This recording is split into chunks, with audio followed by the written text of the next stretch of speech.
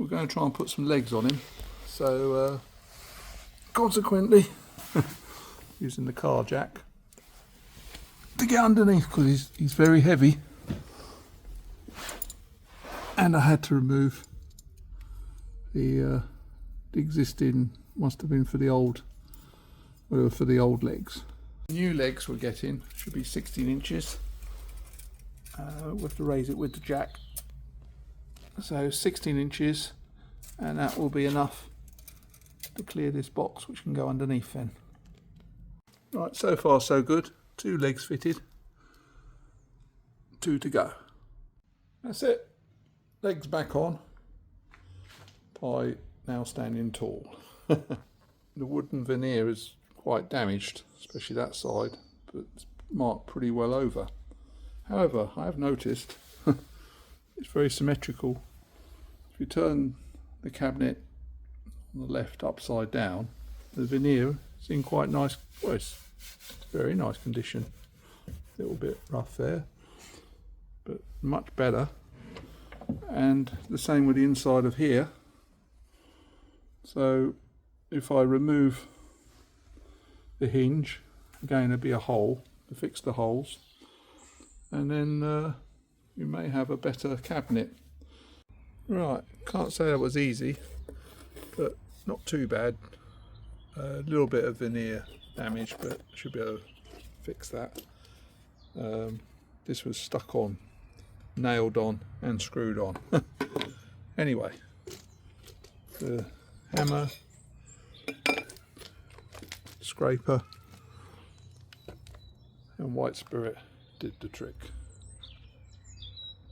We'll have to see what we can do now with restoring it. I filled the holes with this plastic wood. I've never used it before, but we'll see how it goes.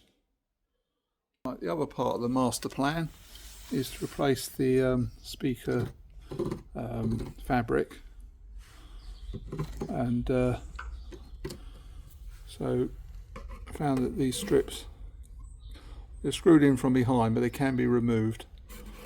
One at the bottom and one at the top, and that way fit it at the top, the new fabric, speaker fabric, and then stretch it at the bottom. I hope this can be unscrewed from the other side.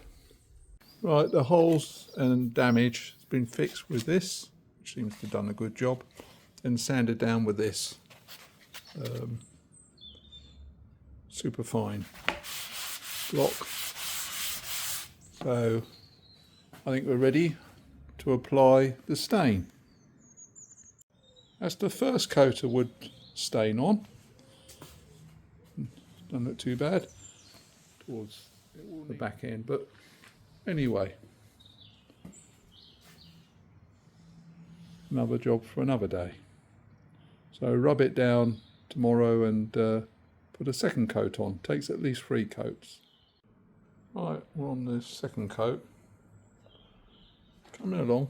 I was told to, I got it off the web, to use long brush strokes and just follow the grain.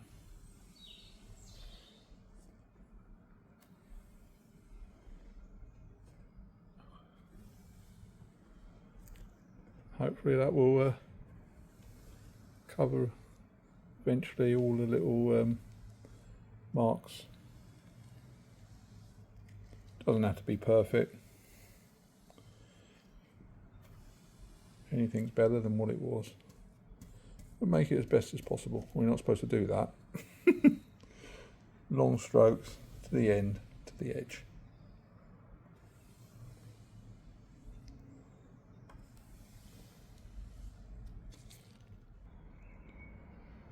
Right, that's coat 3. Maybe one more coat tomorrow, and I think that'll be enough.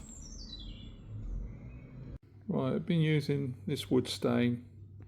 It's water-based, and for that reason we have to be a bit careful, let it dry fully. We're on the 4th coat. Finally we'll put on the varnish, which is also water-based. Make sure it's 48 hours before putting on the thin coat of varnish, and that'll be it. That's it, 2 coats of varnish. So it's ready now for the grill. Right, so this has been hinged, it's all been put back, hinge, and as you can see, it's been varnished on the inside. Some of this rubber is actually for drafts, but it works very well, and that shuts nicely.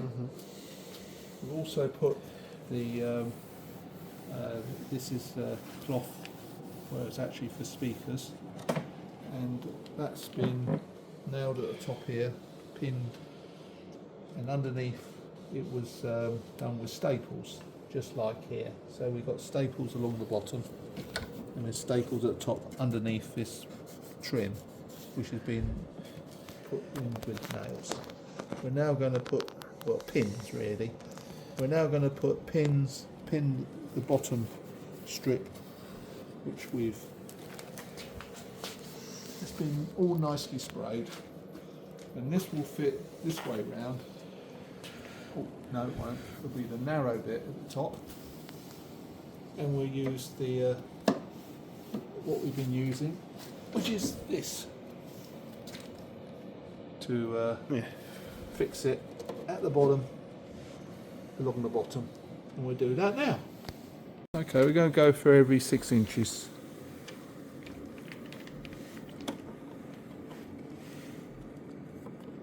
Hang on, I'll move the ruler.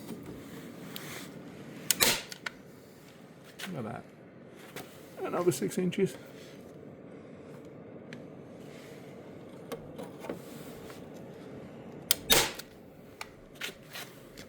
And so forth.